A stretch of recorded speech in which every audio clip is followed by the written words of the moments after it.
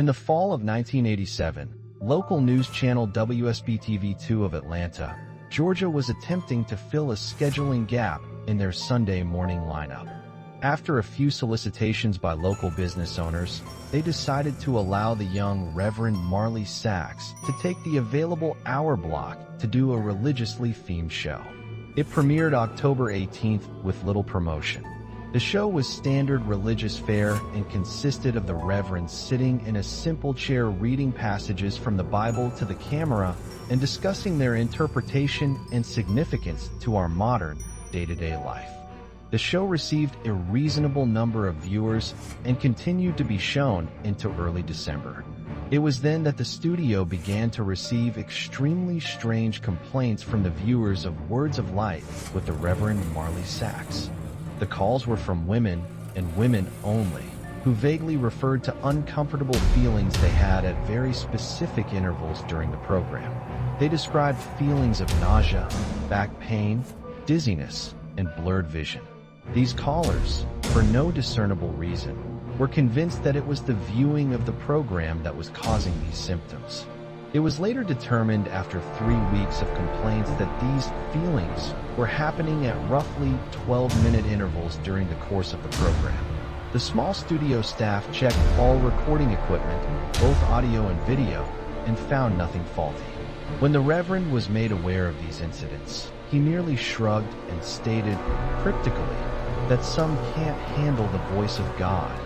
The head of the studio, at a loss to explain the cause of these complaints, decided to continue running the program. By February, viewership had dropped sharply, and it was decided to pull the plug on the show. The studio head figured it would be more prudent to spend as much time as possible on the news story that had the other 2 local news networks a buzz, the miscarriage epidemic. Starting sometime in November, the number of healthy pregnant women miscarrying in the Atlanta metropolitan area had reached over 300. The CDC could find no discernible cause for this terrifying occurrence. The Reverend took the show's cancellation with what could only be described as abject indifference. When informed, he made no protest, merely nodded, almost knowingly. He left the studio after the last episode was filmed without so much as a word and dropped off the face of the earth. No one ever heard from him again, not his former congregation nor any member of the church.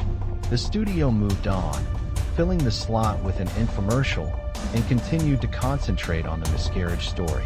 A year and a half later, an intern at the WSB studios discovered the tapes of the Words of Light and began going through them in an attempt to find stock footage for an upcoming piece the station was doing on the impact religion had on the city.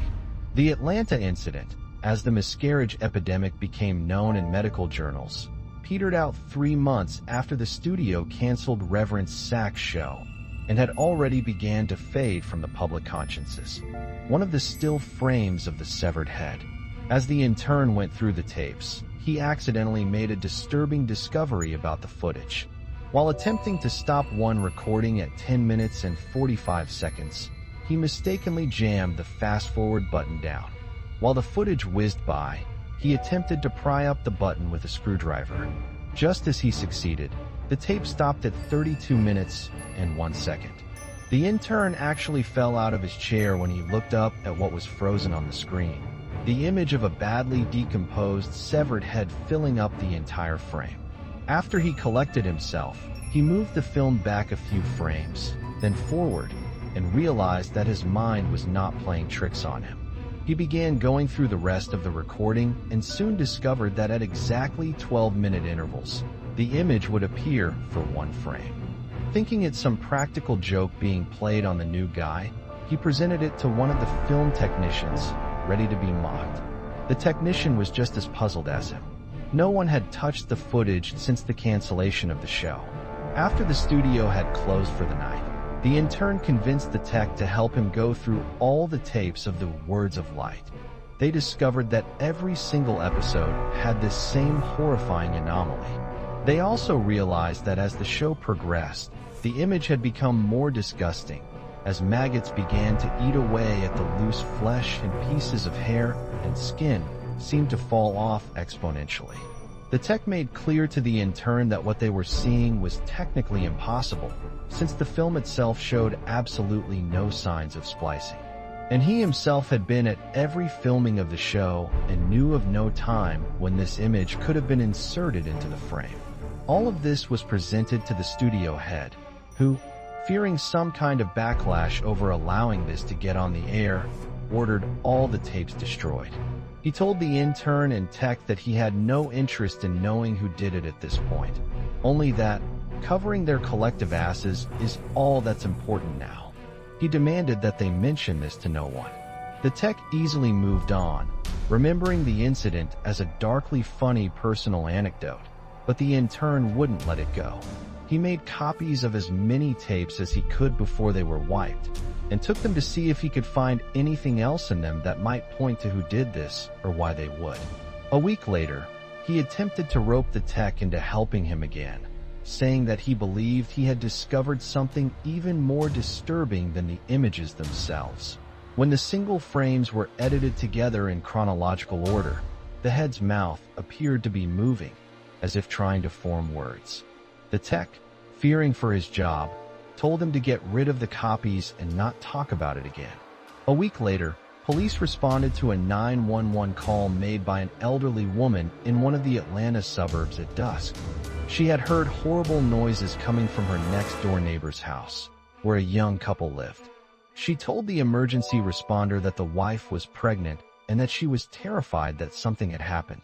When the officers arrived on the scene 20 minutes later, they found no lights on in the windows and the front door ajar. They moved in slowly and made their way into the living room. Inside, they found a young woman, dead, with her abdomen slashed open. The wound was jagged, and a trail of blood led from the body to the couch on the far end of the room. There sat her husband, the studio intern, naked, the corpse of his unborn child at his feet, dying. In his hand, he held the rusty piece of metal siding he had used to gut his pregnant wife. The television was on and playing an 18-second loop of silent footage of a decomposing head mouthing some unintelligible words.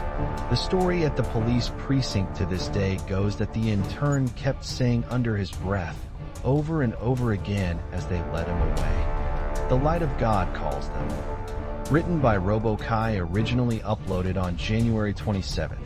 2012 content is available under CC by SA.